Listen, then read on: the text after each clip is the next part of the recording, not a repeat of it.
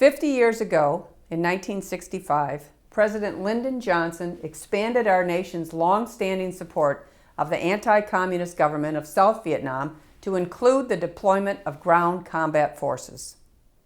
And the rapid escalation of U.S. involvement that followed eventually really led to one of the bloodiest military engagements in our nation's history, as more than 58,000 Americans died and 153,000 were wounded in conflict with the forces of North Vietnam and the Viet Cong guerrillas. And really now, even from the perspective of a half a century, the scale of the Vietnam War and the toll that it took on our military and the divisions that it fomented in our country are really difficult to comprehend still. Yet we should have no doubt about one thing for certain, and that is that millions of our fellow Americans served with courage and honor in Vietnam. And today, there are about 7.4 million living veterans of that conflict. Included among them is Macomb County's Donald Digger Odell. Digger Odell, an Air Force fighter bomber pilot who was shot down over North Vietnam in 1967 and who spent 5.5 years as a POW in the infamous Hanoi Hilton.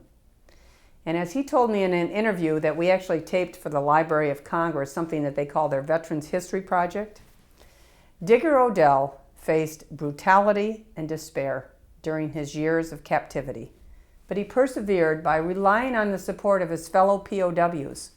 And looking back, he actually said, if I had my life to live over again, I would definitely be an Air Force fighter pilot.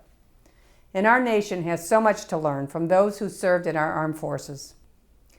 People like U.S. Representative, a member of Congress, Sam Johnson of Texas, a Korean and a Vietnam War veteran, also a fighter pilot like Digger Odell. Sam Johnson, who was shot down and spent 7 years at the infamous Hanoi Hilton. Sam Johnson was tortured and he spent 42 months in solitary confinement. Think about that, 42 months in solitary confinement. And what was his sin? Resisting his captors.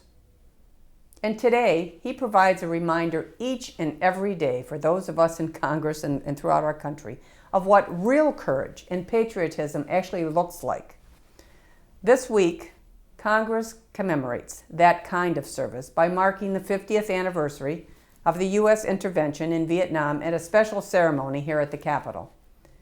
And I just urge all of you to join us all, every American, in recognizing the commitment and the sacrifice of the men and women who wore our nation's uniform during this very painful chapter in our country's history.